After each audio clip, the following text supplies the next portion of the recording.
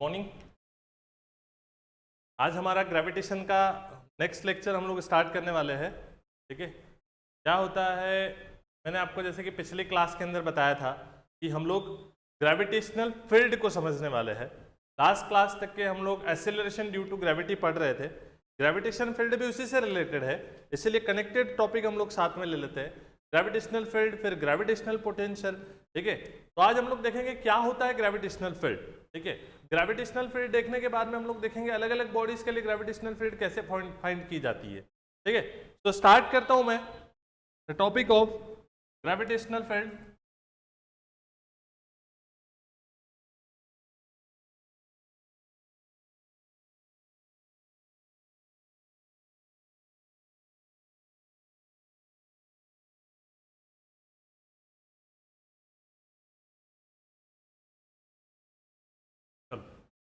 हम लोग स्टार्ट कर देते हैं। क्या होता है ग्रेविटेशनल फील्ड।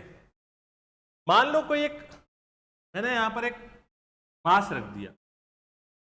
ठीक है, तो ये मास क्या करेगा, this M is a mass, point mass मान लो। ठीक है, तो ये मास मैंने रखा है। अब ये अपने सराउंडिंग के अंदर क्या क्रिएट कर लेता है, फील्ड क्रिएट कर लेता है। ठीक है, ये अपने सराउंडिंग के अंदर क्या क्रिएट कर लेगा, एक फील्ड क्रिएट कर लेगा। ठीक है, अब उसके अंदर अगर कोई मास जाता है इस फील्ड में, तो ये मास उसे अट्रैक्ट करने लगेगा। मतलब अगर एक पॉइंट था, वहां पर मैंने एक मास रखा, कैपिटल एम का मास रखा है।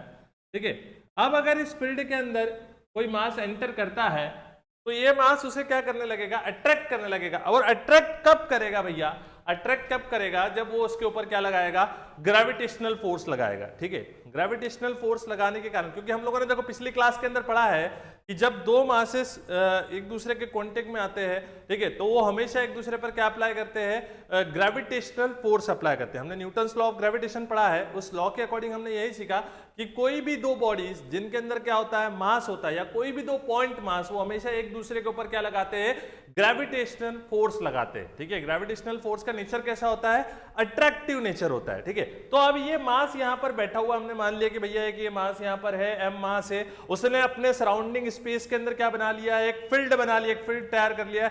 एक बात और ध्यान रखें कि ये फील्ड जो होगा वो इमेजिनरी फील्ड होगा। ठीक है, कैसा होगा, इमेजिनरी होगा। ठीक है, मतलब इसका कोई भी फिजिकल सिग्निफिकेंस नहीं होता है। ठीक है, मतलब ये फिजिकली प्रेजेंट नहीं है, लेकिन ये सिर्फ हमारा क्या, एक इमेजिनेशन है।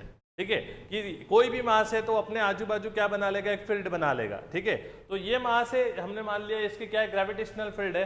अब इस फील्ड के बाहर अगर कोई मास है तो उसे कोई परेशानी नहीं है, क्योंकि अभी ये जो मास है इस फील्ड के बाहर है। ठीक है, तो इसे कोई तकलीफ नहीं। लेकिन जैसे ही ये मास इस फील्ड में एंटर करेगा, तो ये वाला मास इस मास को क्या करने लगेगा, अट्रैक्ट करने लगेगा। ये वाला मास इसको अपने पास बुलाने लगेगा, इसके ऊपर क्या लगाने लगेगा, ग्रेविटेशनल फोर्स अप्लाई करने लगेगा। ठीक है, तो ये जो मास है, इसे हम लोग, जिस मास से हम लोग जनरली टेस्टिंग करते हैं, ठीक है, जिसको हम लोग ग्रेविटेशनल फील्ड में भेजकर चेक करते हैं कि उसके ऊपर फोर्स लग रहा है या नहीं लग रहा है, उस मास को हम लोग कहते हैं टेस्ट मास। ठीक है, उस मास को क्या कहते हैं हम लोग, टेस्ट मास कहते हैं। और टेस्ट मास जो होता है बहुत ही स्मॉल मास होता है।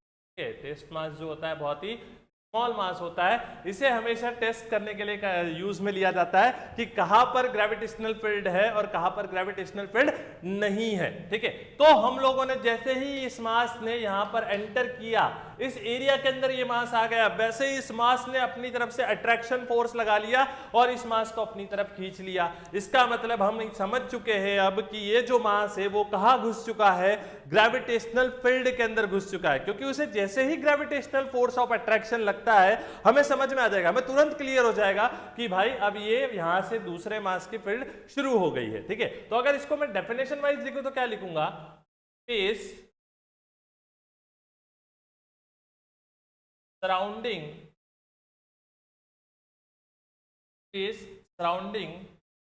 of any mass, is surrounding of any mass where another mass will gravitational force is known as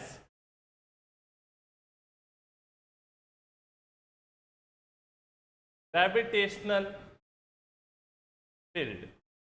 ठीक है, किसी भी मास के सराउंडिंग का वो स्पेस, ठीक है, हम लोगों ने देखो डेफिनेशन में वही लिखा है, स्पेस सराउंडिंग ऑफ एनी मास। ठीक है, किसी भी मास के सराउंडिंग का वो स्पेस जहां पर दूसरा मास क्या फील करता हो, ग्रेविटेशनल फोर्स फील करता हो। ठीक है, किसी भी मास के सराउंडिंग का वो स्पेस जहां पर दूसरा मास क्या फील करता हो, ग्रेविटेशनल फोर्स फील करता हो, उसे ही हम लोग क्या कहते हैं, ग्रेविटेशनल फील्ड कहते हैं। ठीक है, ये एक इमेजिनरी फील्ड होती है। ठीक है, ये एक इमेजिनरी फील्ड होती है जो हमेशा मास के सराउंडिंग है। सपोज अभी मेरी बॉडी के पास में भी मास है, ठीक है, मैंने अपनी क्या बना रखी है, ग्रेविटेशनल फील्ड बना रखी है। तो अगर कोई मेरी ग्रेविटेशनल फील्ड में एंटर होगा तो मैं उसे क्या करने की कोशिश करूंगा, अट्रैक्ट करने की कोशिश करूंगा। वैसे ही अभी हम सब लोग, ठीक है, आप हो, मैं हूं, ठीक है, हमारे आसपास जितने भी ऑब्जेक्ट है, चाहे वो लिविंग थिंग हो चाहे नॉन लिविंग थिंग हो, सारे ही ऑब्जेक्ट कहीं ना कहीं मास ऑक्यूपाई कर रहे हैं। ठीक है, तो जितने भी ऑब्जेक्ट है मास उनके पास है, तो हम लोग अभी फिलहाल के लिए हम लोग कौन से मास है, हम लोग ये टेस्ट मास है। ठीक है, हम लोग ये क्या है, टेस्ट मास है। तो फिर हम लोग किसकी फील्ड में है, ठीक है, तो अभी हम लोग किसकी फील्ड के अंदर है, अर्थ के मास की फील्ड में, क्योंकि अर्थ का मास हम लोगों से बहुत ही ज्यादा है। ठीक है, और हम लोग अभी किसकी तरफ अट्रैक्टेड है, अर्थ की तरफ अट्रैक्टेड है, क्योंकि अर्थ का मास हमसे ज्यादा है, इसलिए हम लोग उसकी तरफ अट्रैक्टेड है। अभी हम कहाँ जी रहे हैं, अर्थ की ग्रेविटेशनल फील्ड के अंदर जी रहे हैं, और उस हिसाब से हम लोग कौन से मास हो गए, ये टेस्ट मास हो गए, क्योंकि अर्थ के कंपेरिजन के अंदर हमने पढ़ा है अर्थ का मास कितना है, 6 × 10⁻24 kg है भैया। ठीक है, जो कि हमारे मास से, हमारा कितना होगा, ज्यादा से ज्यादा 50 से 100 किलो होगा, उससे ज्यादा नहीं रहते और भी रहेंगे मान लो 200 तक। तो फिर भी इसके कंपैरिजन के अंदर हमारा मास क्या है, बहुत ही कम कम है। ठीक है, मतलब जो टेस्ट मास होता है वो टेंस टू 0 होता है, नेग्लिजिबल होता है। तो हम भी, हमारा जो मास है वो अभी इसके कंपैरिजन के अंदर क्या है, नेग्लिजिबल है। ठीक है, तो इसीलिए हम लोग कैसे रिएक्ट कर रहे हैं, as a test mass react कर रहे हैं। और अभी हमारे ऊपर किसका फोर्स लगा हुआ है, अर्थ का ग्रेविटेशनल फोर्स लगा हुआ है, मतलब अर्थ के मास ने हमें अट्रैक्ट करके रखा है, क्योंकि हम लोग कहां घुस चुके हैं, अर्थ की ग्रेविटेशनल फील्ड में घुस चुके हैं। अगर हम लोग अर्थ की ग्रेविटेशनल फील्ड से बाहर निकल जाते हैं तो फिर अर्थ हमारे ऊपर ग्रेविटेशनल फोर्स नहीं लगाएगी। ठीक है, अगर हमें अर्थ की ग्रेविटेशनल फील्ड से बाहर निकलना है, हम लोग पढ़ेंगे आगे सैटेलाइट जब हम लोग पढ़ेंगे, तो जब हम लोग अर्थ की ग्रेविटेशनल फील्ड के बाहर निकल जाएंगे तो फिर अर्थ हमारे ऊपर फोर्स लगाना क्या कर देगी, बंद कर देगी। बात समझ में आई, हम लोगों के ऊपर फोर्स कब लगता है, जब हम लोग किसी और, मतलब किसी भी मास के ऊपर कब फोर्स लगता है, जब वो दूसरे मास की ग्रेविटेशनल फील्ड के अंदर घुस जाता है, तो उस मास के ऊपर क्या लगता है, ग्रेविटेशनल फोर्स लगता है। जहां जहां मास रहेगा वहां वहां वो अपने सराउंडिंग के अंदर हमेशा क्या क्रिएट करेगा, एक फील्ड क्रिएट करेगा, and this field is known as what, gravitational field. हमने यही पढ़ा कि जहां आप मास को पटक दोगे, जहां आप मास को रख दोगे, वो अपने सराउंडिंग का स्पेस ऐसा बना लेगा कि उसके अंदर अगर कोई दूसरा मास एंटर करता है तो उसके ऊपर क्या लगे, ग्रेविटेशनल फोर्स ऑफ अट्रैक्शन लगे। ठीक है, तो चलो भाई हमने ग्रेविटेशनल फील्ड तो समझ लिया क्या होता है, अब ग्रेविटेशनल इंटेंसिटी क्या होता है हमें वो समझना। What is the meaning of gravitational intensity, क्या होता है इंटेंसिटी का मतलब, इंटेंसिटी मतलब ताकत है ना, ऐसे भी तो बोल सकता हूं स्ट्रेंथ। ठीक है, स्ट्रेंथ बोल सकते हैं हम लोग।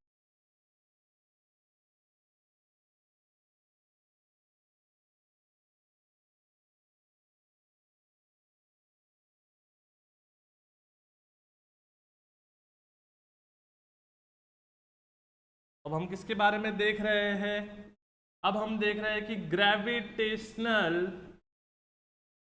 इंटेंसिटी क्या होता है। ठीक है, अब हम देख रहे हैं ग्रेविटेशनल इंटेंसिटी क्या होता है। ठीक, ग्रेविटेशनल इंटेंसिटी मतलब क्या, स्ट्रेंथ ऑफ ग्रेविटेशनल फील्ड। ठीक है, सपोज टू बी, मैंने एक ग्रेविटेशनल फील्ड बनाई, जैसे अभी हमने एक मास किया था सपोज, अब मैंने यहां पर क्या बनाई, एक ग्रेविटेशनल फील्ड बनाई।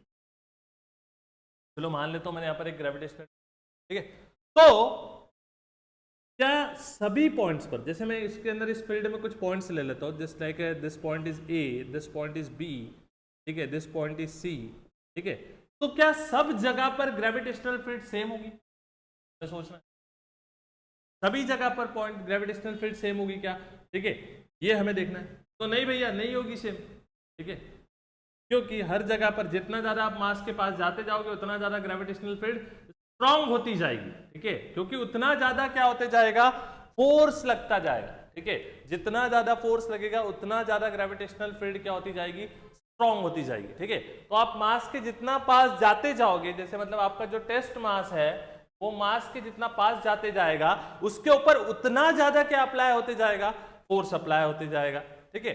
तो हर जगह पर ग्रेविटेशनल फील्ड सेम नहीं होती है, मतलब ग्रेविटेशनल फील्ड यानी क्या, ग्रेविटेशनल फील्ड की इंटेंसिटी सेम नहीं होती है, ठीक है। इंटेंसिटी मतलब क्या, उसकी स्ट्रेंथ, ठीक है। आप जब भी ग्रेविटेशनल फील्ड चेक करोगे, ठीक है, तो हर एक पॉइंट पर उसकी स्ट्रेंथ अलग अलग आएगी। मैं बोल सकता हूं कि हर पॉइंट पर ग्रेविटेशनल फील्ड अलग अलग होगी, क्योंकि हर पॉइंट का डिस्टेंस अलग अलग होगा, ठीक है। तो अगर हर पॉइंट का डिस्टेंस अलग अलग है तो ग्रेविटेशनल फील्ड भी अलग अलग होती जाएगी, क्योंकि भैया डिस्टेंस बदलेगा, डिस्टेंस बदलने से ग्रेविटेशनल फोर्स ऑफ अट्रैक्शन बदलेगा, और जैसे ही ग्रेविटेशनल फोर्स ऑफ अट्रैक्शन बदलेगा वैसे ही ग्रेविटेशनल इंटेंसिटी भी क्या हो जाएगी, यहां पर चेंज हो जाएगी, ठीक है। तो हर एक पॉइंट के ऊपर जो ग्रेविटेशनल इंटेंसिटी वो क्या होगी, अलग होगी। अब ग्रेविटेशनल इंटेंसिटी होती क्या है, ठीक है, देखो हम लोग समझते हैं स्ट्रेंथ क्या होती है, ग्रेविटेशनल इंटेंसिटी क्या होती है, ध्यान दो।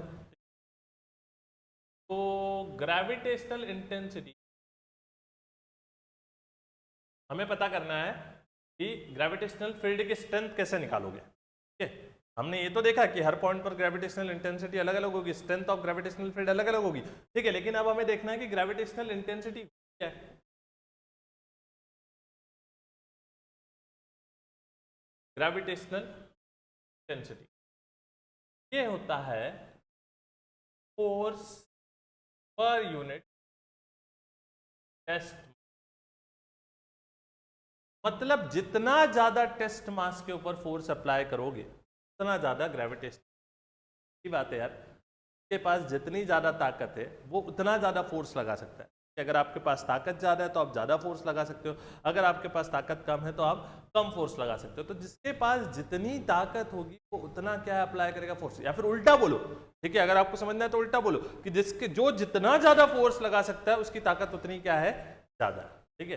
तो सीधा सा लॉजिक है कि gravitational intensity is equals to force per unit test mass, ठीक है, फोर्स पर यूनिट टेस्ट मास, मतलब टेस्ट मास के ऊपर जितना ज्यादा फोर्स लगेगा उतनी ज्यादा क्या होगी, ग्रेविटेशनल इंटेंसिटी होगी। टेस्ट मास के ऊपर जितना ज्यादा आप फोर्स अप्लाई करोगे उतनी ज्यादा क्या होगी, ग्रेविटेशनल इंटेंसिटी होगी। तो हम लोग क्लियर करते हैं, gravitational intensity is denoted by E, ठीक है, and it is an vector quantity, ठीक है। ये क्या होगी, वेक्टर क्वांटिटी होगी, क्योंकि हमेशा टूवर्ड्स आपके मास की तरफ होगी। तो gravitational intensity is an vector quantity and it is equals to force per unit test mass. Test mass को ऐसा स्मॉल मास बना देना ताकि आपको समझ में आ जाए, और टेस्ट मास है, ठीक है। तो ग्रेविटेशनल इंटेंसिटी का फॉर्मूला क्या होता है, फोर्स पर यूनिट टेस्ट मास, मतलब can I say intensity is directly proportional to gravitational, है ना, ये दोनों क्या है, डायरेक्टली प्रोपोर्शनल है, ठीक है। तो हम लोग यहां से क्लियर होता है कि जिस पॉइंट पर जितना ज्यादा ग्रेविटेशनल फोर्स लगेगा, ठीक है, जिस पॉइंट पर जितना ज्यादा ग्रेविटेशनल फोर्स लगेगा उतनी ज्यादा क्या होगी, ग्रेविटेशनल इंटेंसिटी। और ग्रेविटेशनल इंटेंसिटी और ग्रेविटेशनल फोर्स की डायरेक्शन भी हमेशा क्या होती है, सेम होती है, मतलब जिस तरफ आपका ग्रेविटेशनल फोर्स एक्ट करेगा उसी तरफ आपकी ग्रेविटेशनल इंटेंसिटी भी क्या करेगी, एक्ट करेगी, ठीक है। तो gravitational force is directly proportional to gravitational intensity, ये हमने समझ लिया। ग्रेविटेशनल इंटेंसिटी का फॉर्मूला भी हमने समझ लिया कि ग्रेविटेशनल इंटेंसिटी का फॉर्मूला क्या होता है, force per unit test mass, ठीक है। तो यहां पर आप डेफिनेशन अगर लिखो तो ऐसे लिख सकते हो, gravitational intensity is defined as force per unit test mass, तब टेस्ट मास के ऊपर लगने वाला फोर्स, इसी को हम लोग क्या कहते हैं, ग्रेविटेशनल इंटेंसिटी कहते हैं, ठीक है। अब चलो ग्रेविटेशनल इंटेंसिटी का यूनिट निकालते हैं, ठीक है, यूनिट तो इसका यूनिट क्या होगा? फोर्स का यूनिट क्या होता है? फोर्स का यूनिट होता है न्यूटन, ठीक है, और मास का यूनिट क्या होता है? केजी। तो इसका आएगा न्यूटन पर KG. This is N SI unit of gravitational intensity.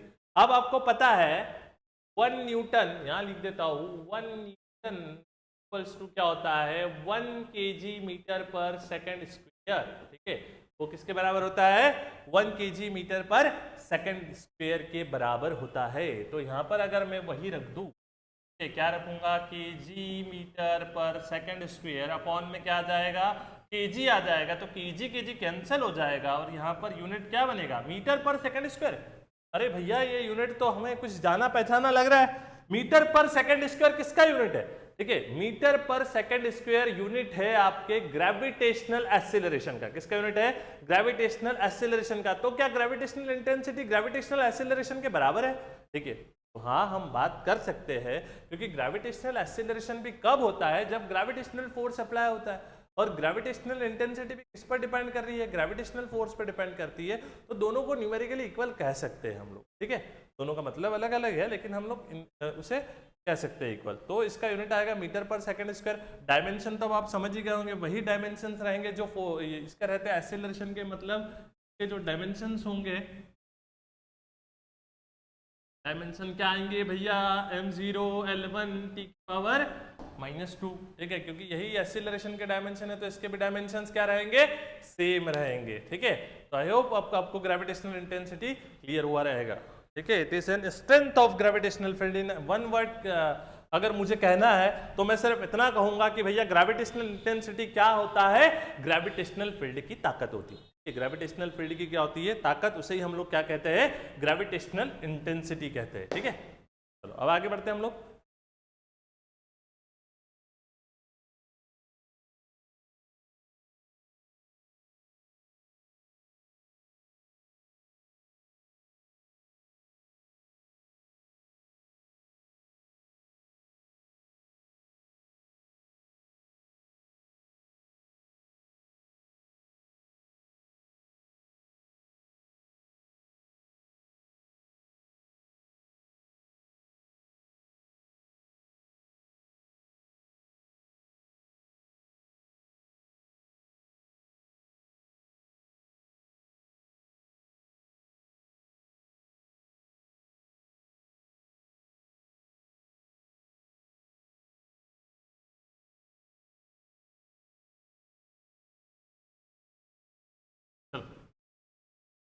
चलो भाई चलो, देखो क्या पढ़ रहे हैं? Gravitational field due to a point mass, ठीक है। पॉइंट मास के कारण कितनी ग्रेविटेशनल फील्ड होती है, अब हमें वो देखना है। भाई ग्रेविटेशनल फील्ड बोला है, ग्रेविटेशनल इंटेंसिटी बोलो, ठीक है। तो पॉइंट मास के कारण कितनी ग्रेविटेशनल फील्ड इंटेंसिटी होती है वो हमें देखना है, ठीक है। तो मैंने एक पॉइंट कंसीडर कर लिया, नामकरण कर दो इसका, कुछ नामकरण में कर देता हूं, ओ पॉइंट इसे कह देता हूं, ठीक है। अब इस ओ पॉइंट के ऊपर मैंने एक मास रख दिया है, ठीक है। अब ये पॉइंट पे रखा हुआ है, इसलिए इसे क्या कह देंगे हम लोग? पॉइंट मास कह देंगे, ठीक है। अभी अपने सराउंडिंग में क्या बना लेगा? ग्रेविटेशनल फील्ड बना लेगा। इमेजिन कर लो ये पूरे बोर्ड पर क्या बन रखी है? ग्रेविटेशनल फील्ड बन रखी है। वैसे भी तो इमेजिनरी फील्ड होती है ना, हमें दिखती कहाँ है? ठीक है, हमें दिखती नहीं है, इसलिए हम लोग मान सकते हैं हाँ इसका सोर्स जरूर हमें पता होना चाहिए, ठीक है। जैसे यहाँ पर जो ग्रेविटेशनल फील्ड बन रही है, जैसे मैंने अभी आपको बताया पूरे बोर्ड पर ग्रेविटेशनल फील्ड बनी हुई है, ठीक है। तो इसका जो सोर्स है वो कौन सा मास है? कैपिटल एम वाला मास जो है इसका क्या है? सोर्स है, ठीक है। तो भैया अब मैंने मान लो इसकी फील्ड में टेस्ट चार्ज को पटक दिया, ये स्मॉल एम टेस्ट चार्ज को पटक। अब सीधा सा बात है, इन दोनों के बीच का जो डिस्टेंस है वो भी मैं कुछ मान लेता हूं। इन दोनों के बीच का डिस्टेंस मैंने कितना ले लिया? मान लो r, ठीक है। इन दोनों के बीच का डिस्टेंस कितना ले लिया मैंने? r ले लिया। अब होगा क्या? ये टेस्ट मास आ चुका है इसकी फील्ड में, ठीक है। ये बेचारा घुस चुका है इसकी फील्ड में, तो अब इसका कुछ नहीं हो सकता है, इसे अब ये अट्रैक्ट कर ही रहेगा। ठीक है, मतलब ये इसे अपनी पास बुला लेगा, आजा भाई आजा, ठीक है।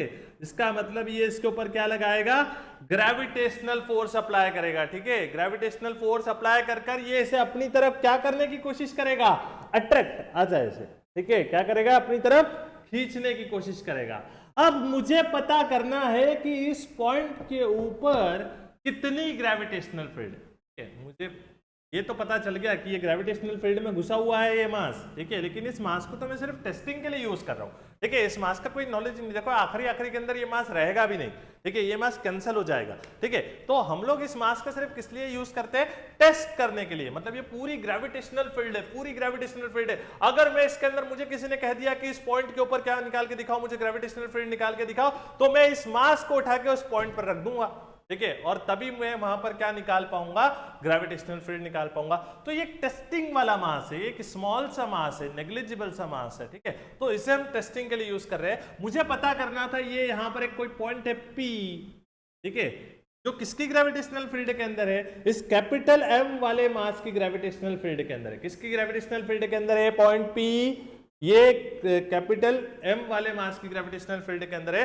तो मुझे पता करना है कि इस पॉइंट P के ऊपर कितना ग्रेविटेशनल फील्ड है, कितनी ग्रेविटेशनल इंटेंसिटी। ग्रेविटेशनल फील्ड पता करना मतलब क्या पता करना, ग्रेविटेशनल इंटेंसिटी पता करना। तो मुझे पता करना है इस पॉइंट P के ऊपर कितनी ग्रेविटेशनल इंटेंसिटी होगी, ठीक है। तो चलो बच्चों हम लोग निकालते हैं कि इस पॉइंट P के ऊपर कितनी ग्रेविटेशनल इंटेंसिटी होगी। अभी 2 मिनट पहले ही फॉर्मूला पढ़ा है, ठीक है। क्या होता है भैया, ग्रेविटेशनल का फॉर्मूला होता है gravitational force per unit.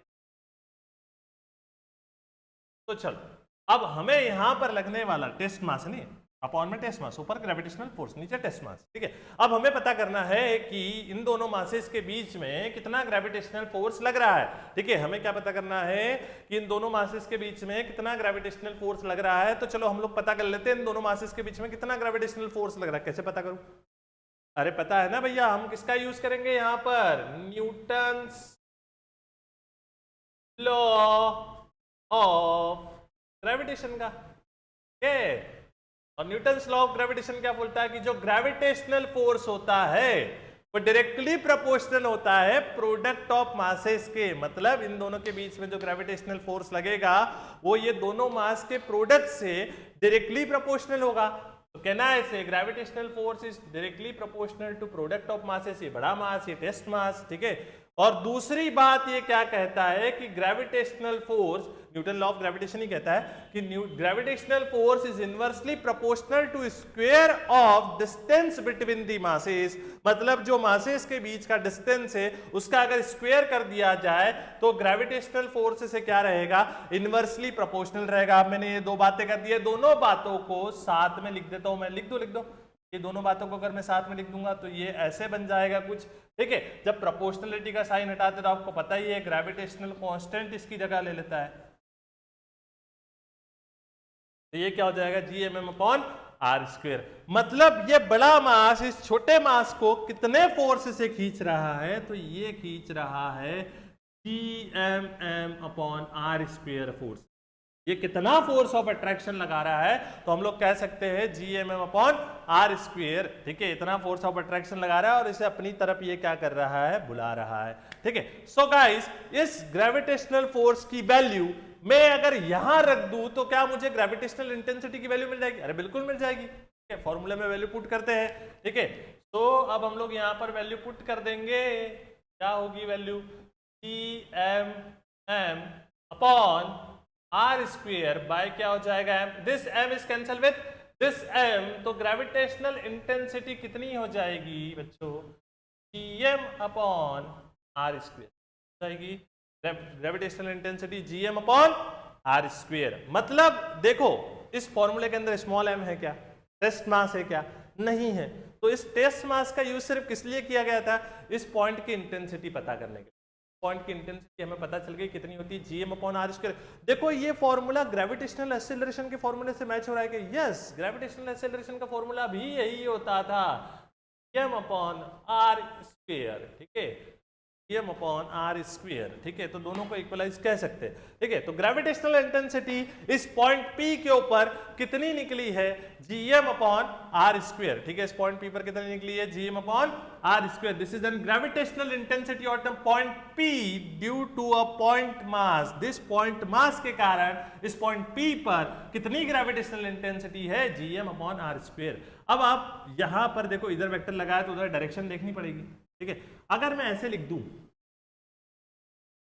Minus gm upon R square, तो आप कहोगे कि सर ये माइनस क्यों लगाया।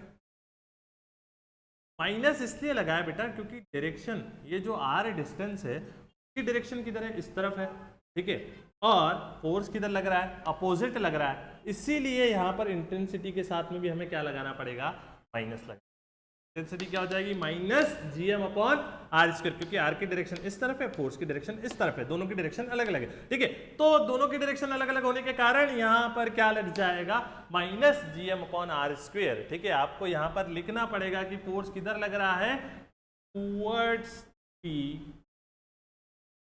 मास कैपिटल M, किधर लग रहा है, towards the mass capital M। तो ये हम लोगों ने पढ़ लिया gravitational field due to a point mass. Point mass के कारण कितनी ग्रेविटेशनल फील्ड होती है वो हम लोगों ने देख लिया, वो हम लोगों ने सीख लिया, ठीक है। अब हम लोग आगे बढ़ेंगे, कोई डाउट हो तो आप लोग पूछ सकते हैं तब तक।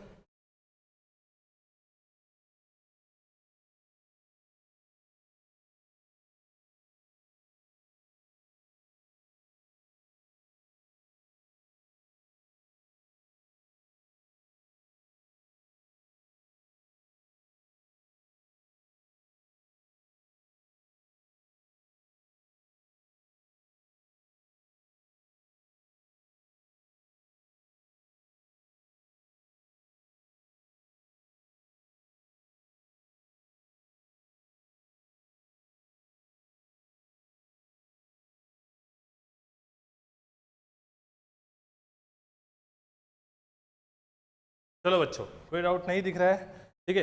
प्लीज आप लोग कुछ पर्सनल कमेंट ना डालें, ठीक है। अपने दोस्त से घर जाकर आराम से बात करें, फोन लगा लगा के मैसेज करें, जियो का जमाना है, ठीक है, तो आराम से बात करें। अभी यहाँ चैट बॉक्स में बात करने का क्या जरूरत है भाई, यहाँ ध्यान से सुने लेक्चर, कोई डाउट आउट हो तो वो पूछ ले। सर क्या बताए, घर वाले बात ही नहीं करने देते, इसलिए जो वक्त मिलता है यहीं बात कर लेते, ऐसा कुछ तो नहीं है ना भाई। चलो अब हम लोग आगे बढ़ते हैं। बस बस बस, चलो चलो, देखो नेक्स्ट टॉपिक क्या अपना, ग्रेविटेशनल फील्ड ड्यू टू होलो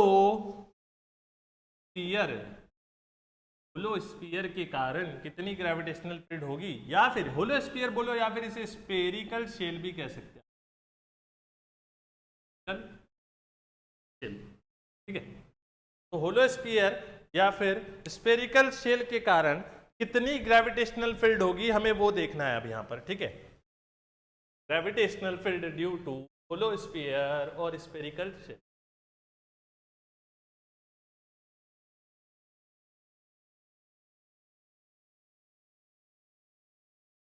चलो हम लोग देखते हैं भाई, देखो अलग अलग पॉइंट पर देखेंगे हम लोग पहले तो समझ लेते हैं होलो स्फीयर क्या है। स्फीयर तो बना नहीं सकते, यहाँ पर लुकिंग लाइक ए सर्कल ही दिखेगा वो।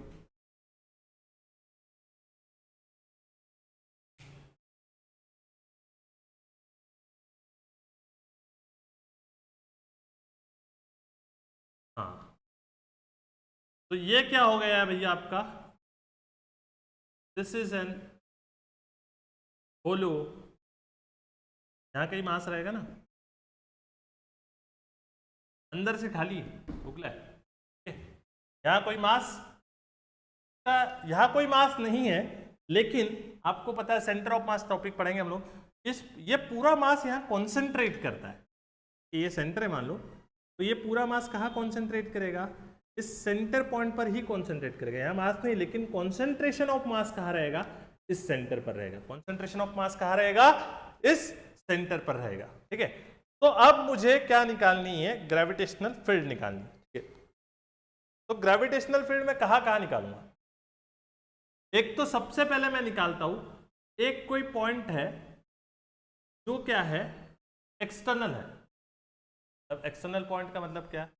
देखो यहां पर हम लोग जो ग्रेविटेशनल फील्ड निकाल रहे हैं, यहां पर लिख सकता हूं मैं हेडिंग के तौर पर gravitational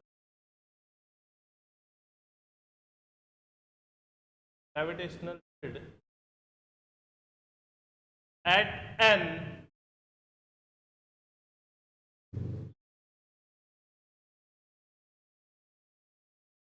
external point, gravitational field at an external point. ठीक है, ग्रेविटेशनल फील्ड अभी कहाँ निकालनी है? ये स्फीयर के कोई बाहर एक पॉइंट है। देखो इस स्फीयर की कुछ रेडियस मान लेता हूं, रेडियस में ले लेता हूं कैपिटल आर, और ये जो पॉइंट है इसका इस सेंटर से मैं डिस्टेंस कितना ले लेता हूं? Small are. कितना डिस्टेंस ले लेता हूं? Small R. ठीक है, अब इस पॉइंट पर मुझे क्या निकालनी है? ग्रेविटेशनल फील्ड निकालनी है।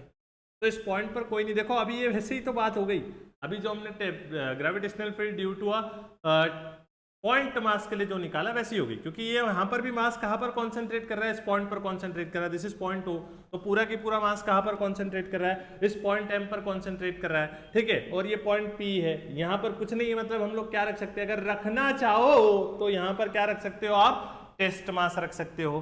ठीक है, तो ये इस पॉइंट के ऊपर क्या लगेगा? इधर की तरफ ग्रेविटेशनल फोर्स लगेगा, सेम वही ग्रेविटेशनल फोर्स होगा।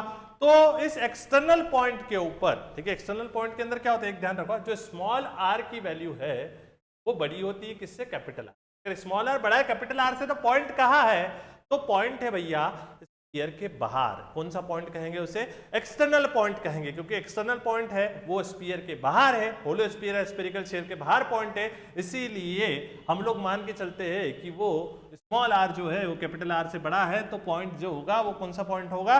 एक्सटर्नल पॉइंट होगा। ठीक है, अब मुझे इस पॉइंट के ऊपर, इस पी पॉइंट के ऊपर मुझे क्या निकालनी? ग्रेविटेशनल इंटेंसिटी निकालनी है। तो ये वही वाला डेरिवेशन हो गया, gravitational field due to a point mass. ठीक है, तो उस पी पॉइंट के ऊपर कितनी ग्रेविटेशनल इंटेंसिटी आएगी भैया? अभी तो निकाली हम,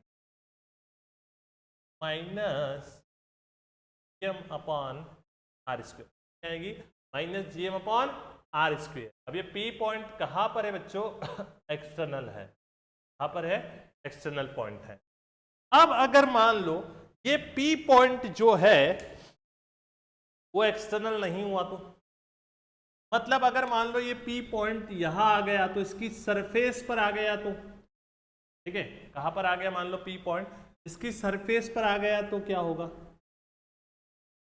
तो हम पता करते हैं, अब पी पॉइंट यहां आ गया है, अब पी पॉइंट यहां आ गया है, इसके ऊपर पॉइंट मास रखना चाहो तो रख दो, ये फिर से इसको क्या करेगा? अपनी तरफ अट्रैक्ट करेगा। ठीक है, तो अब हमें कहां निकालनी है? Gravitational field. अब हमें जो ग्रेविटेशनल फील्ड निकालनी है वो कहां पर निकालनी? ऐसे पॉइंट पर निकालनी है जो स्फीयर की सरफेस पर हो। तो ऐसे लिखेंगे, gravitational field at A point on surface. Gravitational field कहां निकाल रहे हैं हम लोग? एक ऐसे पॉइंट पर ग्रेविटेशनल फील्ड निकाल रहे हैं जो पॉइंट कहां पर है? आपका सरफेस के ऊपर है। ठीक है, उस पर हम लोग ग्रेविटेशनल फील्ड निकाल रहे हैं। अरे तो बच्चों देखो इसमें क्या हो जाएगा, यहां पर स्मॉल आर कैपिटल आर से बड़ा था, अब स्मॉल आर किसके बराबर हो जाएगा? कैपिटल आर के बराबर हो जाएगा। स्मॉल आर अगर कैपिटल आर के बराबर हो जाएगा ना, देख लो ना, अगर आप सरफेस पर पॉइंट ले आओगे तो ये कैपिटल आर, ये भी कैपिटल आर ही होगा, तो हम लोग कह सकते हैं कि small R is equal to capital R. जब एक्सटर्नल पॉइंट था तो स्मॉल आर कैपिटल आर से क्या था? बड़ा था। ठीक है, तो इस पॉइंट P पर आप बता सकते हो कि स्मॉल आर अगर कैपिटल आर के बराबर हो गया है तो कितनी ग्रेविटेशनल इंटेंसिटी होगी, आप बता सकते हो। सिंपल सा बता सकते हो आप। अब gravitational intensity minus M upon capital R का, अपॉन कैपिटल आर का। अब अगली बात, ये दो पॉइंट हो गए। ठीक है, अब तीसरी बात हम लोग कर लेते हैं। अगर यही पॉइंट क्या हो जाता? स्फीयर के अंदर चला जाता, ठीक है। अब हम लोग मान लेते हैं कि यही पॉइंट कहाँ चला गया, स्फीयर के अंदर चला गया है, मतलब इनसाइड आ गया है। तो अब ग्रेविटेशनल फील्ड कितनी होगी, अब हमें देखना है कि ये पॉइंट कहाँ चला गया है, अंदर आ गया है, इनसाइड दी पॉइंट हो गया है। तो अब ग्रेविटेशनल इंटेंसिटी कितनी होगी हमें वो चेक करना है। तो भैया ये जो इनसाइड पॉइंट है, दिस इज पॉइंट पी, ले सकते हैं इसे पॉइंट पी मान लेते हैं। इस पॉइंट पी के लिए स्मॉल आर क्या होगा, छोटा होगा किससे, कैपिटल आर से। स्मॉल आर क्या होगा, कैपिटल आर से क्या होगा, छोटा होगा ना, ठीक है, क्योंकि देखो अंदर चला गया, तो ये जो स्मॉल आर है डिस्टेंस है पॉइंट पी का, वो कम हो जाएगा रेडियस से, ठीक है। तो इनसाइड वाले पॉइंट पर ग्रेविटेशनल फील्ड कितनी होती है हम वो देखेंगे। देखते हैं gravitational field at A point inside the sphere, gravitational field at a point inside the sphere। तो inside the sphere कितनी ग्रेविटेशनल फील्ड होती है हमें वो देखना है। inside the sphere कितनी ग्रेविटेशनल होती है हमें वो चेक करना है। तो inside the sphere जो ग्रेविटेशनल फोर्स होती है वो किसके बराबर होती है, 0 के बराबर। अंदर की तरफ नहीं जाएगी, मास यहाँ पर है पेरीफेरी पर। ग्रेविटेशनल फील्ड कहाँ बनेगी, इसकी बाहर बनेगी, ठीक है। अंदर ग्रेविटेशनल फील्ड कितनी होगी, 0 होगी। प्रूफ भी करना है, तो चलो प्रूफ कर देते हैं हम लोग। चलिए सर कैसे 0 होगी, कुछ लोगों के दिमाग के अंदर क्वेश्चन आ रहा होगा कि कैंसिल हो जाती है, ग्रेविटेशनल फील्ड कैंसिल हो जाती है।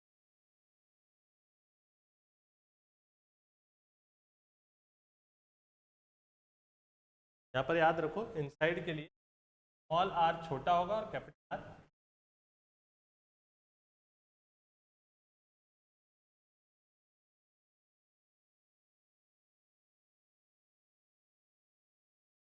तो अब ये पॉइंट इनसाइड है बच्चों। मैं पहले इस पॉइंट को इनसाइड कहाँ मान लेता हूँ, सेंटर पे ही मान लेता हूँ। पॉइंट पी कहाँ पर है, सेंटर पर है, और मास आपका कहाँ है, सारे क्या बने हुए, पेरीफेरी पर होगा ना, बोलो स्फीयर।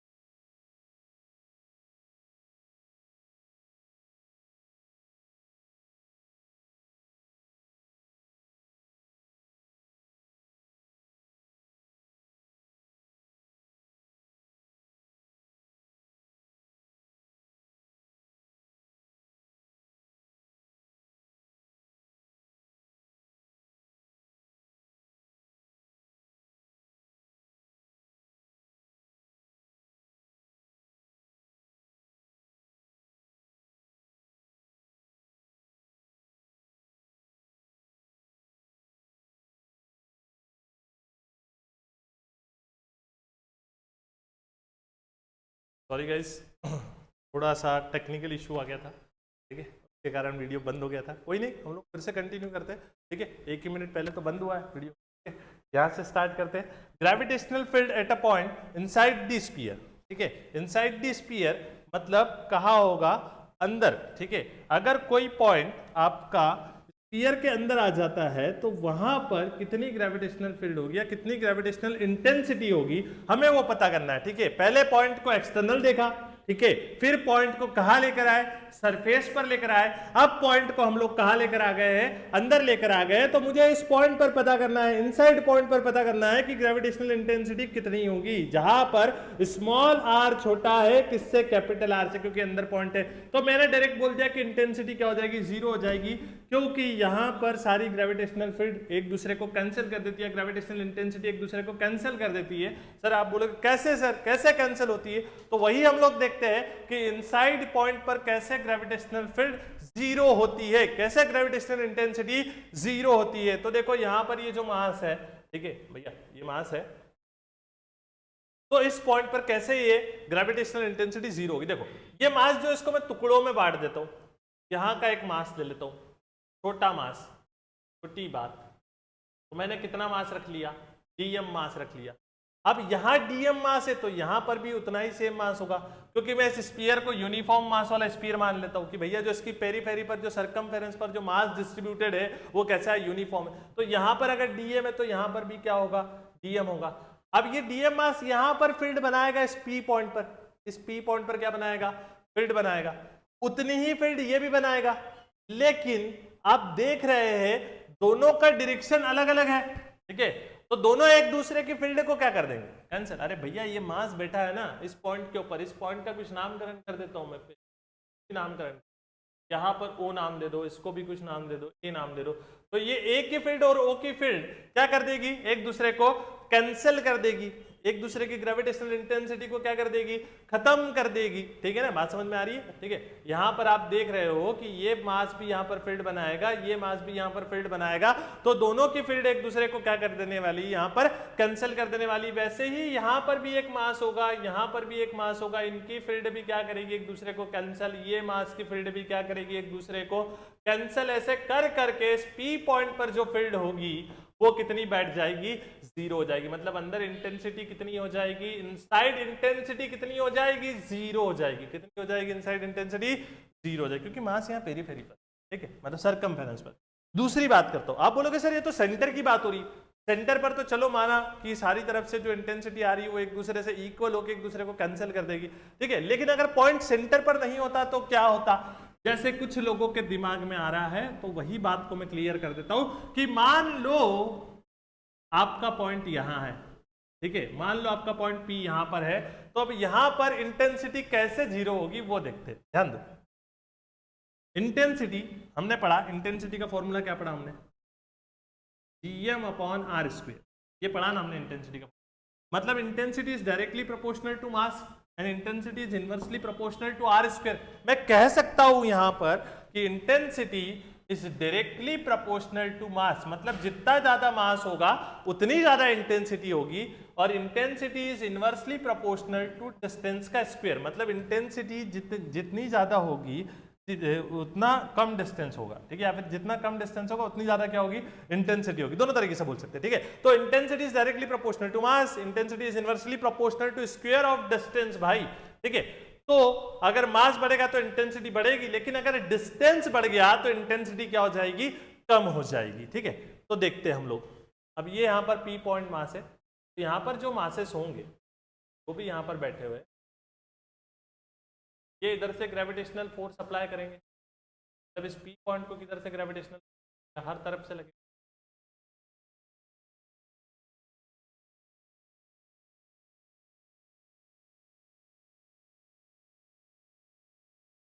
तरफ से इस पॉइंट पर क्या लगेगा। तो आप यहां देख रहे हो मासेस कम है, तो इंटेंसिटी क्या होगी, कम होगी, आप बोलोगे। और यहां पर देखो इधर की तरफ मासेस ज्यादा, तो आप कहोगे कि सर इधर क्या होगी, ठीक। ऊपर वाला पार्ट, ये ऐसे लाइन बना देता हूं मैं तो आपको क्लियर, ऊपर वाले मास को मैंने सेपरेटली डिस्ट्रीब्यूट कर दिया, नीचे वालों को मैंने सेपरेटली डिस्ट्रीब्यूट कर दिया, ठीक है। तो ध्यान दो, आप कहोगे कि सर यहां पर मास कम है तो इंटेंसिटी कम होगी, लेकिन बेटा मास अगर कम है तो डिस्टेंस भी तो कम है, तो जितनी इंटेंसिटी मास कम करेगा उतना डिस्टेंस बढ़ा देगा, क्योंकि डिस्टेंस सॉरी उल्टा एरो लग गया, एरो का उल्टा मतलब सब कुछ उल्टा हो जाएगा भाई। तो मास कम है तो इनका जो डिस्टेंस है P पॉइंट से वो भी तो कम है। अगर आप ये वाले रीजन को देखोगे, ऊपर वाले रीजन को देखोगे, इस रीजन को A मान लो, इस रीजन को B मान लो, ठीक है, तो A वाले रीजन के अगर आप मासेस देखोगे तो A वाले रीजन के अंदर मासेस कम है बच्चों, तो इंटेंसिटी आप सोचोगे कि सर डायरेक्टली प्रोपोर्शनल है तो मास कम, तो इंटेंसिटी भी क्या होगी, कम होगी। लेकिन एक और बात ध्यान में रखो कि डिस्टेंस भी कम है, तो डिस्टेंस कम है तो इंटेंसिटी फिर से बढ़ जाएगी। और नीचे वाले रीजन में आप बोलोगे सर मास ज्यादा है तो इंटेंसिटी क्या होनी चाहिए, ज्यादा होनी चाहिए, ठीक है, लेकिन आप देख रहे हो डिस्टेंस भी ज्यादा है, तो ये डिस्टेंस फिर से इंटेंसिटी को क्या कर देगा, कम कर देगा।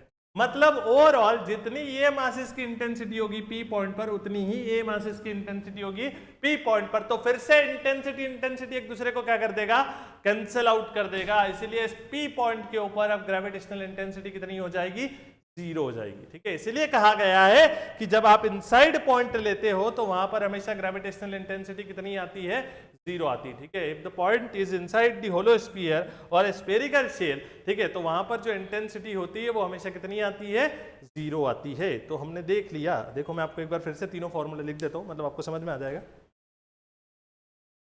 देखना भाई,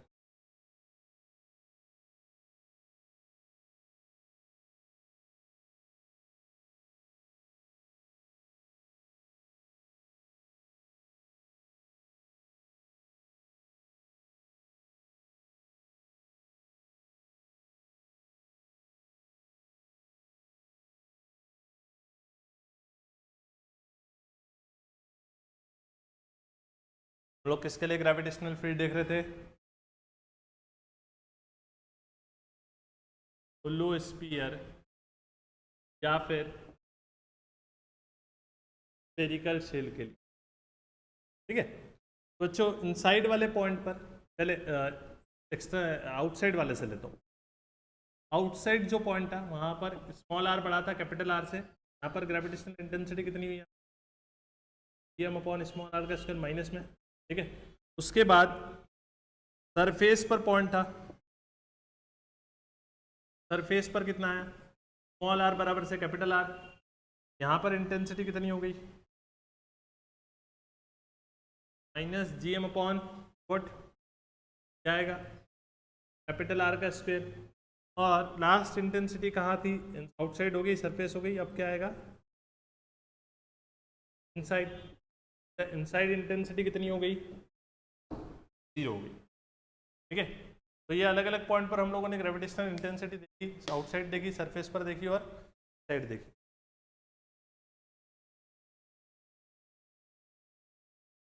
अब हम लोग देखते हैं gravitational field due to solid sphere. ठीक है, अब हम लोग क्या देख रहे हैं, gravitational due to what, solid sphere. Hollow sphere हो गया, स्फेरिकल शेल हो गया है। अब हम लोग किसके कारण देखेंगे, solid sphere.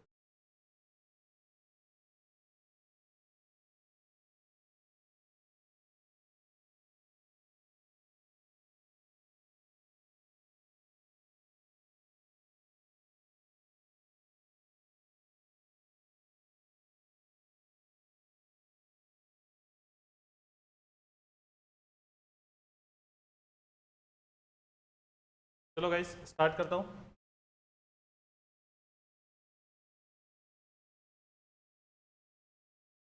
Gravitational field due to solid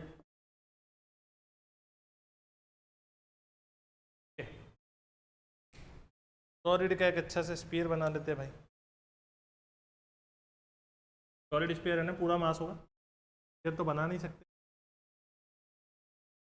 यहाँ पर कुछ सॉलिड दिखाने के लिए ऐसी लाइंस बना दूँ, एक ऐसी लाइंस बना देता हूँ, एक कर लो कि यहाँ पर क्या है आपका सॉलिड स्फीयर, सॉलिड स्फीयर। ठीक है, तो सॉलिड स्फीयर तो हमने बना लिया। अब हमें फिर से क्या देखनी है, ग्रेविटेशनल फील्ड देखनी है। ठीक है, मास को, ये भी भैया एक आपका सिमेट्रिकल बॉडी है, तो इसका मास भी कहाँ फोकस करेगा, सेंटर पर। ये टोटल मास कहाँ फोकस करेगा आपका, कॉन्सेंट्रेट करेगा, सेंटर पर कॉन्सेंट्रेट करेगा। कैपिटल एम इसका मैं मास मान लेता हूँ। ठीक है, तो इसके अंदर भी पॉइंट, मुझे सबसे पहला पॉइंट कहाँ लेना पड़ेगा, एक्सटर्नल पॉइंट यहाँ लेना पड़ेगा। This is at point P.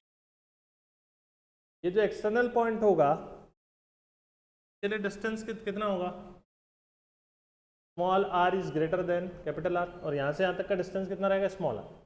ठीक है, ये कंडीशन हमने पढ़ी, अब बार बार बताने की जरूरत नहीं होगी आई थिंक। ठीक है, तो ये कौन सा पॉइंट हो गया, एक्सटर्नल पॉइंट हो गया। ठीक है, ऐसे ही दूसरा पॉइंट कौन सा रहेगा आपका, दूसरा पॉइंट रहेगा आपका एट ऑन अ सरफेस। ठीक है, यहाँ पर स्मॉल आर क्या होगा, small R is equals to capital R. ठीक है, small R is equals to capital R. ठीक, और जो तीसरा पॉइंट है वो कहाँ होगा, इनसाइड होगा। तीसरा पॉइंट कहाँ रहेगा, अंदर की ओर रहेगा। ठीक है, मैं मान लेता हूँ यहाँ पर है पॉइंट पी अंदर की तरफ। ठीक है, तो यहाँ पर क्या होगा, पॉइंट पी अंदर की तरफ है, तो इसमें हम लोग कह सकते हैं कि स्मॉल आर छोटा होगा किससे, कैपिटल आर से। स्मॉल आर किससे छोटा होगा, कैपिटल आर से क्या होगा, छोटा होगा। ठीक है बच्चों, अब हम लोग पढ़ते हैं इसके अंदर क्या कहानी है, ध्यान देंगे। इसके अंदर भी तीनों पॉइंट के ऊपर हमें क्या फाइंड आउट करनी है, फील्ड फाइंड आउट करनी है।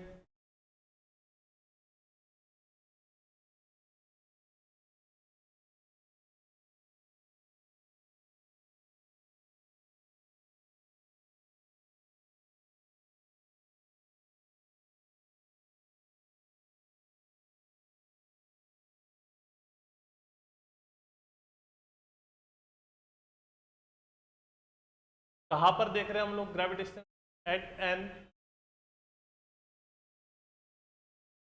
External point. एक्सटर्नल पॉइंट के अंदर क्या होगा बेटा, स्मॉल आर जो है वो कैपिटल आर से क्या रहेगा, बड़ा रहेगा। स्मॉल आर जो है वो कैपिटल आर से क्या रहेगा, बड़ा रहेगा। तो gravitational field at a point outside the sphere और आउटसाइड द सॉलिड स्फीयर कितनी होने वाली है, आप बता सकते हो। यहां पर ग्रेविटेशनल फील्ड कितनी होने वाली, ग्रेविटेशनल इंटेंसिटी वही होगी minus GM upon R square, क्योंकि वैसा ही तो पॉइंट है, मास उसी पर तो फोकस किया है। ठीक है, तो ग्रेविटेशनल फील्ड इंटेंसिटी आउटसाइड वाले पॉइंट पर देखो, डिस्टेंस भी कितना है, स्मॉल आर है, ये कैपिटल मास, ये यहाँ पर टेस्ट मास रख दो, तो फिर से क्या होगा, ठीक है, फिर से उतनी ही ग्रेविटेशनल इंटेंसिटी होगी एक्सटर्नल पॉइंट पर। तो जो होलो स्फीयर के केस में होती थी, या फिर जो आपके पॉइंट ड्यू टू या फिर ड्यू टू पॉइंट मास के कारण जो इंटेंसिटी होती थी, वही यहां पर भी होगी। एक्सटर्नल पॉइंट पर वही इंटेंसिटी रहती है। ठीक है, उसके बाद अगर हम लोग बात करें तो एट एन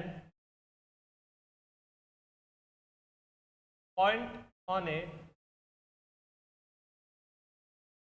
सरफेस, तो सरफेस पर भी आपको पता है स्मॉल आर बराबर से क्या हो जाएगा, कैपिटल आर हो जाएगा। स्मॉल आर बराबर से क्या हो जाएगा, कैपिटल आर हो जाएगा। तो ग्रेविटेशनल इंटेंसिटी सरफेस पर कितनी आ जाएगी, minus GM upon R square. कितनी आ जाएगी, minus GM upon R square. मतलब सरफेस पर भी वही होती है जो होलो स्फीयर के केस में होती थी। ठीक है, तो क्या इनसाइड भी जीरो बोल दूं, ठीक है, अब इनसाइड जीरो नहीं होगी। ठीक है, यही तो डिफरेंस है भैया, नहीं तो फिर हम लोग सॉलिड स्फीयर और होलो स्फीयर के लिए अलग अलग क्यों पढ़ते हैं, हम लोग बता रहे थे सेम है।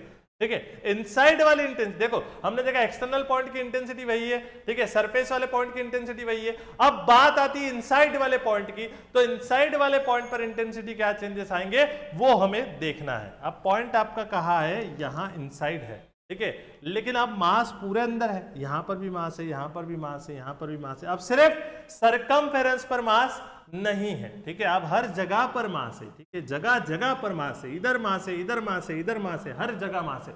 ठीक है, तो भैया अब इंटेंसिटी होगी, इनसाइड इंटेंसिटी होगी, और कितनी होगी वो हमें देखना है। ठीक है, तो चलो देखते हैं।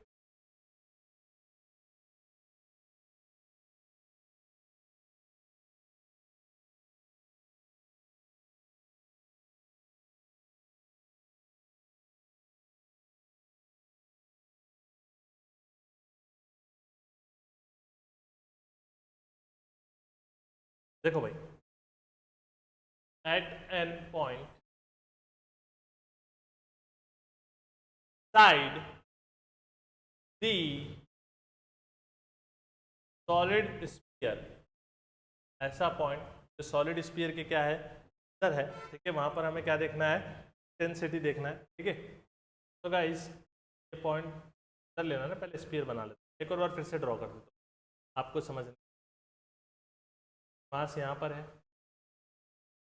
यहाँ पर ये देखो, ये सब मास है, चारों तरफ क्या है इसके मास है, ये पूरा मास ले लो, यहाँ पर भी मास आ गया ना। पहले यहाँ मास नहीं हुआ करता था। अगर मैं पॉइंट पी को अगर आपको ये बताऊँ, मान लो m मास है, यहाँ भी मास आ गया,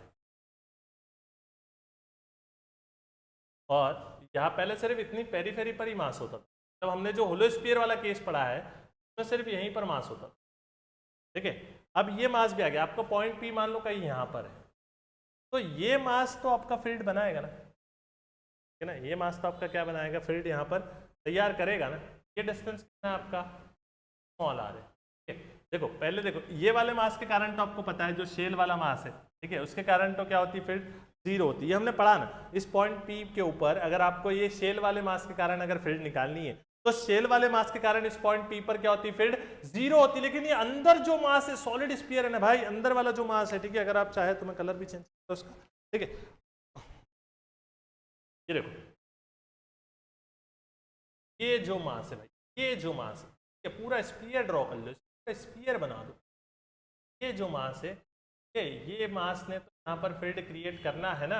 इस पॉइंट पी के ऊपर ये मास क्या क्रिएट करेगा, फील्ड क्रिएट करेगा। ये वाला मास का फील्ड जो है वो जीरो हो जाएगा, हम लोग मानते हैं, ठीक है। ये बाहर वाला जो मास है, अगर आप इसमें देखोगे तो इसमें आपको मैं ऐसे बताता हूँ, देखो ये पी पॉइंट है, तो लेकर एक स्फीयर बना लो, ठीक है, अंदर की तरफ। तो ये वाला जो मास है, ये फील्ड क्रिएट करेगा। ये बाहर वाले मास की फील्ड भले ही से क्या हो जाएगी, फिर से जीरो हो जाएगी, क्योंकि वो पेरीफेरी का मास है, सरकमफेरेंस का मास है, तो वो फील्ड फिर से एक दूसरे को कैंसिल कर देगी और जीरो हो जाएगी। लेकिन ये अंदर वाले मास की तो फील्ड बनेगी ना, ठीक है। तो भैया अब ये मास कम हो गया, तो इसको मैं क्या मान लेता हूँ, एम डैश मान, क्या मान लेता हूँ, इस मास को मैं एम डैश मान लेता हूँ, ठीक है। टोटल मास कितना है, टोटल मास तो कैपिटल एम है, लेकिन ये जो बचा हुआ मास है तो मैं कितना मान लेता हूँ, तो मैं एम डैश मान लेता हूँ एम डैश। तो इस पी पॉइंट पर ग्रेविटेशनल इंटेंसिटी अब कितनी होगी, ग्रेविटेशनल इंटेंसिटी आप बोलोगे sir gravitational P M dash और डिस्टेंस कितना है आर का, कितनी ग्रेविटेशनल इंटेंसिटी हो जाएगी, minus P M dash upon R का स्क्वायर। लेकिन अब ये मास में कैसे निकालूंगा, एम डैश की वैल्यू कैसे निकालूंगा, मुझे एम डैश की वैल्यू तो चाहिए, ठीक है, क्योंकि मैं एम डैश के फॉर्म में आंसर नहीं रख सकता हूँ। मेरे पास में एम की वैल्यू है ना शुरू से, तो मैं एम डैश के फॉर्म में आंसर कैसे रखूँ, और एम डैश मुझे पता कैसे चलेगा कि कितना मास अंदर वाला और कितना मास बाहर वाला है, वो तो मेरे लिए बहुत डिफिकल्ट हो जाएगा, मुझे क्वांटिटी काउंट करनी पड़ेगी नहीं तो, ठीक है। इसीलिए मैं क्या करता हूँ, इस एम डैश वाले मास को इस एम वाले मास के फॉर्म में कन्वर्ट कर देता हूँ, ठीक है। सो गाइज यहाँ पर मैं डेंसिटी का फॉर्मूला लगाऊंगा, ठीक है। डेंसिटी का फॉर्मूला क्या होता है, डेंसिटी बराबर से होता है मास अपॉन वॉल्यूम, ठीक है। डेंसिटी बराबर से क्या होता है, मास अपॉन वॉल्यूम। डेंसिटी तो पूरे मास की भी वही होगी, मतलब इस कैपिटल एम मास की डेंसिटी भी वही होगी, और ये एम डैश की डेंसिटी भी वही होगी, रो ही होगी, ठीक है। इसकी डेंसिटी जो होगी उसकी डेंसिटी भी वही होगी। क्यों ऐसा होगा, उसके पीछे का रीजन ये है, उसके पीछे का कारण ये है, क्योंकि ये स्फीयर यूनिफॉर्म है। अगर स्फीयर यूनिफॉर्म है, इसका मतलब आप समझ जाओ कि हर जगह पर जो डेंसिटी है वो क्या होने वाली है, सेम होने वाली है। तो इस कैपिटल एम मास की डेंसिटी भी रो होगी, और ये स्मॉल जो एम डैश मास है उसकी डेंसिटी भी रो होगी। तो मैं यहाँ डेंसिटी रख देता हूँ रो, ठीक है। अब यहाँ पर मास कितना है, मास में अंदर वाले मास की बात कर रहा हूँ, तो मास कितना आएगा, एम डैश आएगा। स्फीयर है तो वॉल्यूम क्या आएगा, 4/3 पाई रेडियस का क्यूब, ठीक है। स्फीयर है ना, रेडियस कितनी है, देखो आप इसके लिए देखोगे, अगर अंदर वाले मास के लिए देख रहे हैं ना आप लोग, हम एम डैश के लिए डेंसिटी निकाल रहे हैं, किसके लिए निकाल रहे हैं डेंसिटी, एम डैश मास के लिए निकाल रहे हैं, ठीक है। एम डैश मास के लिए निकाल रहे हैं, तो मास अपॉन वॉल्यूम, ठीक है। तो मास कितना है, एम डैश है, ठीक है। वॉल्यूम कितना है, 4/3 पाई इंटू रेडियस का क्यूब। रेडियस कितनी है भैया, स्मॉल आर है, कितनी रेडियस है, स्मॉल आर। तो यहाँ पर मैं क्या लिख सकता हूँ, स्मॉल आर का क्यूब। तो यहां से एम डैश की वैल्यू कितनी आ जाएगी, एम डैश की वैल्यू आ जाएगी रो इंटू 4/3 पाई आर का क्यूब। कितनी वैल्यू आ जाएगी, rho into M 4/3 pi R का cube. This is the value of M dash. इस वैल्यू को मैं यहां पुट कर देता हूं, ठीक है। इस वैल्यू को मैं कहां पुट कर देता हूं, ऊपर की तरफ पुट कर देता हूं, ठीक है। तो भैया इंटेंसिटी कितनी हो जाएगी, तो इंटेंसिटी हो जाएगी माइनस एम डैश की जगह पर क्या आ जाएगा, रो 4/3 पाई स्मॉल आर का क्यूब, ठीक है। स्मॉल आर का क्यूब अपॉन क्या है बोलो, आर स्क्वायर। मैंने कुछ नहीं किया है, मैंने एम डैश की वैल्यू यहां से उठाकर यहां पटक दी, ठीक है, और कुछ नहीं किया, ठीक है। तो ये आर स्क्वायर और ये क्यूब कैंसिल हो जाएगा, तो अब वैल्यू कितनी बचेगी इंटेंसिटी की, minus G rho 4/3 pi R का आर, सिर्फ ठीक, ये बच गई।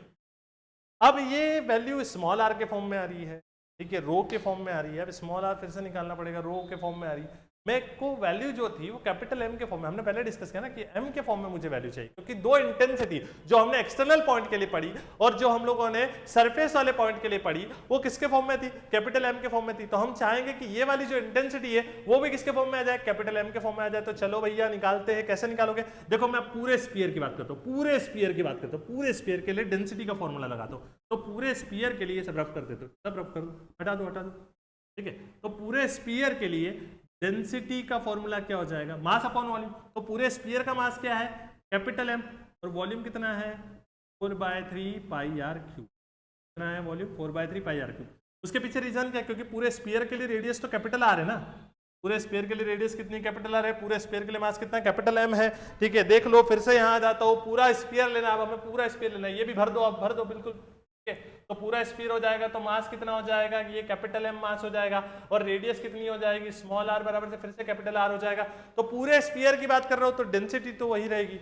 रो की वैल्यू कितनी आती है, m/4/3 पाई आर क्यूब, इसको यहाँ रख दो तो इंटेंसिटी कितनी हो जाएगी -g, रो की जगह पर क्या रखना है m/4/3 पाई आर का क्यूब, और साथ में क्या है यहाँ पर ऊपर 4/3 पाई, मैंने सिर्फ डेंसिटी की वैल्यू यहाँ रखी, ठीक है, डेंसिटी की वैल्यू यहाँ रखी, डेंसिटी की वैल्यू यहाँ रखी 4/3 पाई, ठीक है, इनटू साथ में क्या जाएगा आर। अब ये 4/3 पाई 4/3 पाई गया, ठीक है।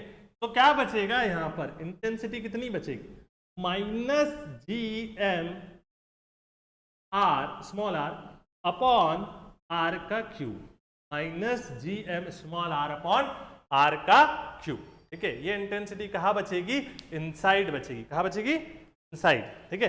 तो देखो भैया हमने सॉलिड स्फीयर के लिए भी पढ़ लिया, ठीक है। सॉलिड स्फीयर के लिए भी सारी इंटेंसिटीज निकाल ली हम लोगों ने, एक बार मैं लिख देता हूँ आपको फिर से।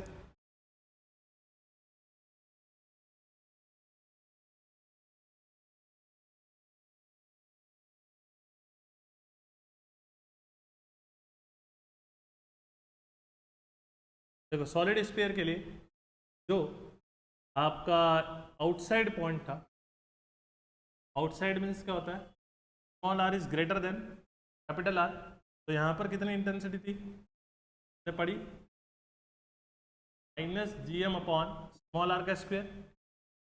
सरफेस वाला जो पॉइंट था, सरफेस वाले पॉइंट पर इंटेंसिटी कितनी,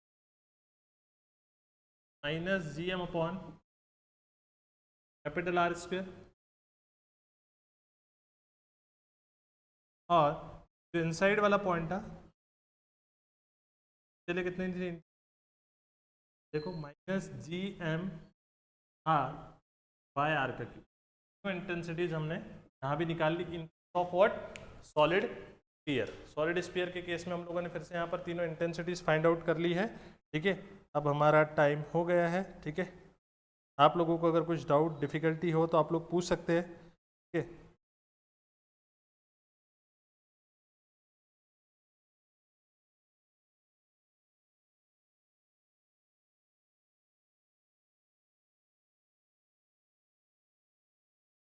डाउट्स हो तो पूछ सकते बच्चों।